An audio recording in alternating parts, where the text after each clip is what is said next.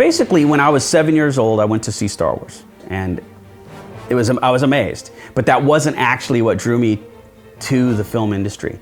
It was reading the books, the making of Star Wars, and watching the documentaries on how they made the movie. And just seeing all the miniatures work they did in those films was just, it blew me away. And immediately, I knew that's what I wanted to do for a living. My name is Fon Davis, and I'm the founder of Fonco Creative Services. Basically, Fonco was created in 2000. I founded the company. It was something that we did to kind of fill in the blanks between feature films. We originally started just doing fabrication work, and then we moved into fabrication and design work because there's a lot of overlap in those areas. And then, it was kind of natural to go from there into photography. We just did a bunch of visual effects stuff for the upcoming Neil Blomkamp movie, Elysium.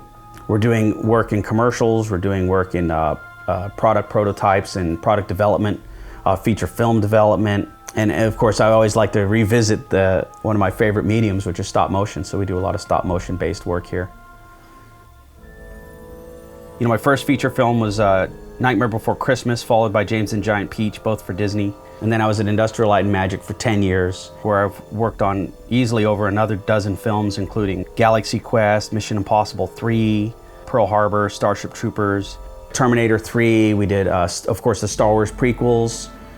We did the Star Wars special editions. After I left Industrial Light and Magic, I ended up working for Leica, doing Coraline, and then I went back to Disney again. When Disney closed down their studio in Novato, we moved our entire team to Fonco, and we've been here exclusively since then.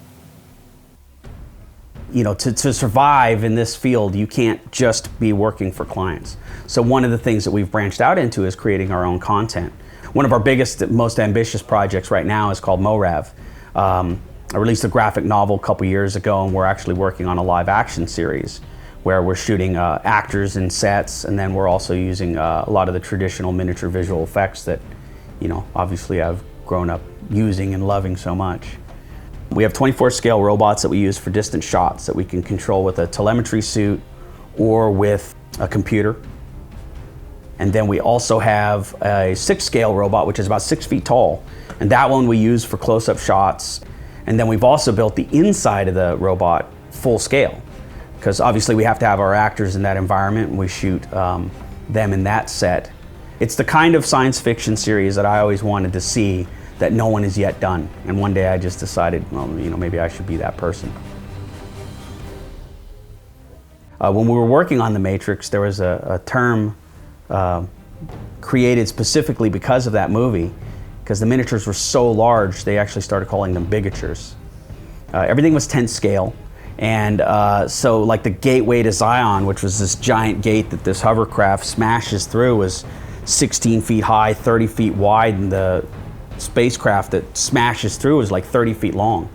It was really, really huge miniatures. It's kind of interesting. Jurassic Park came out, and it changed everything for us in our industry. Immediately, everyone panicked and thought, we've got to stop doing this for a living. We've got to find something else to do. We got to study computers.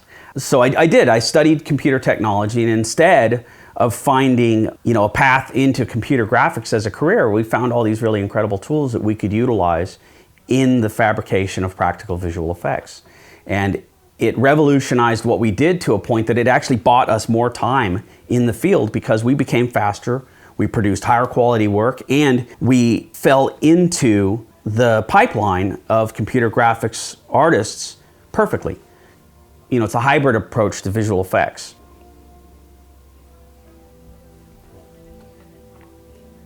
As far back as I could remember, I was always making stuff. We have to make so many different things in our field. Every single project we do is different, and that's what's really great. And you do find yourself exploring, obviously, different materials, different techniques, and different tools. Sometimes the tool you need is the tool that they don't make.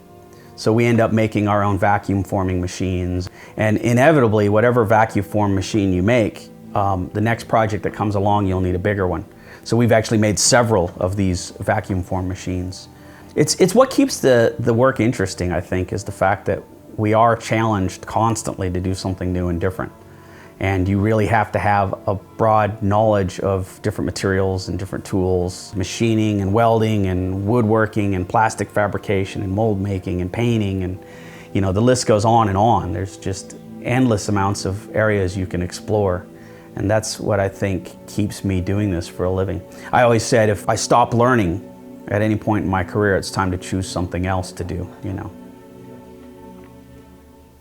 There's been a really interesting thing that's happened in our industry over the years. The whole make culture has really played a lot into this, because make culture is this idea that sharing techniques and materials and tricks and all this stuff is a very positive thing, and kind of giving all that back to your community is positive. And then you also get that from everyone else in the community. So it's been a really, really great thing. I did a training DVD last year, and that's something that if I had done that maybe 10 years ago, I'd probably be blackballed from the industry, because people really didn't want those secrets out there.